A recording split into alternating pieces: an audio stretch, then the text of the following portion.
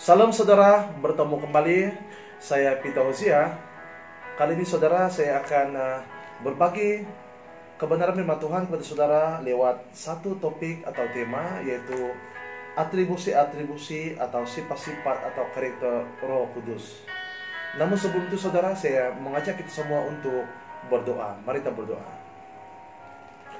Tuhan Bapa yang baik di dalam kerajaan surga, pada saat hari ini Tuhan, kami datang di hadapan-Mu Bapa. Ya Bapa, kami siap Tuhan untuk mendengarkan akan kebenaran firman-Mu. Maka itu Tuhan, kami mohon pertolongan daripada Roh Kudus-Mu Bapa untuk memberikan hikmat dan kebijaksanaan bagi setiap kami, supaya apapun yang keluar dari mulut hamba-Mu Tuhan, kami sama-sama dapat mengerti akan kebenaran firman-Mu Bapa. Dan hamba-Mu berdoa Tuhan, biar kiranya hanya Roh Kudus saja Tuhan yang berkarya pada hari ini. Dan jangan biarkan hamba-Mu berkata-kata sendiri Bapa, tapi sebaliknya biarkanlah Roh Kudus yang berkata-kata lewat hamba-Mu. Dan apapun yang keluar dari mulut hamba-Mu Tuhan, semuanya itu adalah yang daripada Engkau ya Bapa. Dan hamba-Mu berdoa Tuhan, bagi teman-teman kami, sahabat-sahabat kami, rekan-rekan kami, walau dimanapun kami berada Bapa, di Sabah, di Sarawak, di Semenanjung Malaysia, di Indonesia, Australia, di Thailand, di Filipina, dan dimanapun kami berada Bapa. Siapapun yang mendengar tentang kebenaran firman-Mu pada saat hari ini, hamba-Mu berdoa, kiranya Roh Kudus yang akan berkarya, memberikan hikmat dan kebijaksanaan kepada setiap kami, supaya kami dapat mengerti akan kebenaran firman-Mu dengan lebih dalam lagi Bapa. Tuhan, kiranya ada kuasa-kuasa kegelapan yang coba mengganggu, di dalam nama Tuhan Yesus Kristus kami patahkan, singkirkan dan usir jauh kuasa kegelapan itu. Masa dan tempat ini kami serahkan hanya di dalam nama Tuhan Yesus Kristus, dan kami siap untuk mendengarnya. Haleluya, amin. Salam saudara, kita bersyukur kali ini masih dapat bertemu lewat khotbah di dalam YouTube. Dan pada masa yang lalu kita sudah mempelajari tentang fungsi dan peranan Roh Kudus di dalam diri orang percaya atau jemaat. Juga kita telah belajar 99 karunia Roh Kudus. Dan kita sudah belajar tujuan dari karunia Roh Kudus, saudara. Dan pada kali ini saya terdorong untuk membawa saudara belajar satu tema ataupun topik yang berkaitan dengan atribusi-atribusi atau sifat-sifat atau karakter-karakter Roh Kudus. Saudara yang saya kasih di dalam Tuhan Yesus Kristus, atribusi-atribusi Roh Kudus dapat ditakribkan sebagai satu sifat ataupun karakter Roh Kudus yang menjadikan Roh Kudus adalah satu pribadi yang kelihatan dan menjadi karakter atau kualiti karakter tersebut. Dan apabila menyebut dari segi rohani saudara, maka ia lebih pada karakter moral yang begitu nyata dan menjadi satu karakter kekal di dalam pribadi Roh Kudus. Haleluya. Nah saudara, secara lebih dalam lagi saudara, apakah yang dimaksudkan dengan atribusi-atribusi atau sifat-sifat atau karakter Roh Kudus? Roh Kudus adalah pribadi Tuhan dalam konsep Tritunggal saudara. Roh Kudus adalah Allah. Yang terutama kita harus mengerti tentang Roh Kudus, bahwa Dia adalah benar-benar Allah. Dia, yaitu Roh Kudus, adalah benar-benar Allah. Allah telah memilih untuk menyatakan dirinya kepada manusia sebagai Bapa, Anak, dan Roh Kudus. Inilah pernyataan daripada tiga pribadi yang berbeza, tetapi pribadi ini sudah menjadi satu, yaitu Tritunggal. Roh Kudus ialah Roh Allah Bapa dan juga Roh yang sama, Roh Allah Anak, yaitu Yesus Kristus, dan juga Roh Allah sendiri, yaitu Roh Elohim, Roh Allah Yahweh, Allah Israel, Allah Abraham, Ishak, dan Yakub.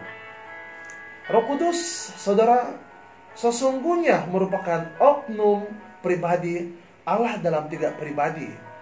yaitu Allah satu namun menyatakan sifat pribadi atau oknumnya dalam 3 pribadi, saudara. Kalau kita lihat, saudara, satu buku karya ataupun yang ditulis oleh W.R.F. Browning 2015, saudara, menjelaskan bahwa Roh Kudus adalah kata Ibrani ruah atau kata Yunani yaitu pneuma yang berarti nafas ataupun angin, dan diterjemahkan dengan roh yang menunjukkan kuasa pemberi kehidupan yang tidak terlihat. Nah, jadi jika digabungkan dengan kudus, maka kuasa itu dikatakan sebagai yang ilahi, meskipun kombinasi 2 kata tersebut hanya tampak ataupun terlihat 3 kali dalam perjanjian lama, saudara. Dan kita melihat ini di dalam Yesaya pasal 63 ayat 10 dan 11, serta dalam Mazmur 51 ayat 11, saudara. Charles C. Ray 1991 pula menjelaskan bahwa Roh Kudus merupakan satu pribadi dan Roh Kudus juga adalah Allah. Selain itu, Roh Kudus adalah satu pribadi dan merupakan kuasa Allah. Roh Kudus ialah roh dari Allah Bapa dan roh dari Allah Putra. Dialah kuasa dari kealahan, kuasa dari Tritunggal. Dan menurut Benny Hinn tahun 2000 menjelaskan bahwa Roh Kudus adalah pribadi yang paling indah, berharga dan tercinta di bumi. Haleluya.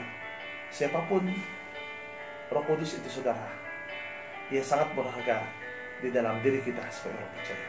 Saudara, saya akan gariskan ataupun bawakan pada saudara 8 atribusi-atribusi Roh Kudus ataupun karakter-karakter ataupun sifat-sifat Roh Kudus sebagaimana yang dicatatkan di dalam Alkitab. Haleluya. Nah, yang pertama, saudara, ialah Roh Kudus mempunyai pengetahuan. Haleluya. Seperti mana yang kita ketahui bahwa Roh Kudus merupakan satu pribadi yang mempunyai pengetahuan, dan Alkitab menjelaskan di dalam 1 Korintus pasal 2 ayat 10 hingga 11. Firman Tuhan berkata, "Karena kepada kita Allah telah menyatakannya oleh Roh, sebab Roh menyelidiki segala sesuatu, bahkan hal-hal yang tersembunyi dalam diri Allah. Siapa gerangan di antara manusia yang tahu apa yang terdapat di dalam diri manusia selain roh manusia sendiri yang ada di dalam dia? Demikian pula lah, tidak ada orang yang tahu apa yang terdapat dalam diri Allah selain roh Allah." Haleluya. Saudara, tidak ada seorang pun yang dapat mengetahui apa yang terdapat di dalam diri seseorang, namun Roh Kudus dapat mengetahuinya, saudara. Entah perbuatan kita baik atau tidak, semuanya diketahui oleh Roh Kudus, yaitu Roh Allah, Roh Kudus Allah. Justru itu, saudara, sebagai orang percaya, kita harus menyelidiki diri kita. Adakah kita hidup kudus di hadapan Tuhan? Dan pastinya, saudara, Roh Kudus mengetahuinya, karena Roh menyelidiki segala sesuatu, dan tidak ada seorang pun yang tahu apa yang terdapat di dalam diri Allah melainkan Roh Kudus itu sendiri. Dan yang kedua, saudara, atribusi-atribusi atau karakter-karakter ataupun sifat-sifat Roh Kudus, saudara, yang kedua ialah Roh Kudus mempunyai kehendak. Haleluya. Nah, kita langsung lihat, saudara, di dalam 1 Korintus pasal 12 ayat 11 berkata, "Tetapi semuanya ini dikerjakan oleh Roh yang satu dan yang sama, yang memberikan karunia pada tiap-tiap orang secara khusus seperti yang dikehendakinya." Haleluya. Nah, saudara, ini adalah nyata. Kita tidak dapat mengarahkan Roh Kudus untuk melakukan segala sesuatu atau meminta segala sesuatu dengan kehendak kita dan untuk kepentingan kita sendiri, saudara. Namun Roh Kudus dapat melakukan segala sesuatu yang Dia ingin kita lakukan, asalkan kita taat dan patuh kepada Roh Kudus. Nah, dalam hal kesembuhan tubuh, badan, jasmani misalnya saudara, apabila kita digerakkan oleh Roh Kudus untuk menumpangkan tangan kepada seorang yang sakit dan orang tersebut sembuh, maka karunia kesembuhan tersebut adalah pemberian daripada Yesus Kristus melalui Roh Kudus-Nya. Haleluya. Dia menggunakan kehendak untuk membagi-bagikan karunia kepada tubuh Kristus. Dan ini yang dinyatakan oleh seorang penulis, Charles C. Ray, tahun 1991, saudara. Yang ketiga, saudara, atribusi-atribusi atau karakter-karakter atau sifat-sifat Roh Kudus yang ketiga ialah Roh Kudus mempunyai kasih. Haleluya. Kita lihat saudara, di dalam Roma pasal 15 ayat 30 berkata, tetapi demi Kristus Tuhan kita dan demi kasih Roh, aku menasihatkan kamu saudara-saudara untuk bergumul bersama-sama dengan aku dalam doa kepada Allah untuk aku. Haleluya. Sebagai hamba Tuhan, saudara, para hamba Tuhan dituntut supaya mereka dapat saling mengasihi antara satu dengan yang lain. Hanya Roh Kudus yang dapat memberi kemampuan kepada kita, saudara, untuk mengasihi, karena Roh Kudus itu adalah kasih. Itu adalah ya dan amin, saudara. Dan yang keempat, saudara, atribusi-atribusi atau karakter-karakter ataupun sifat-sifat Roh Kudus yang keempat ialah Roh Kudus mempunyai pikiran.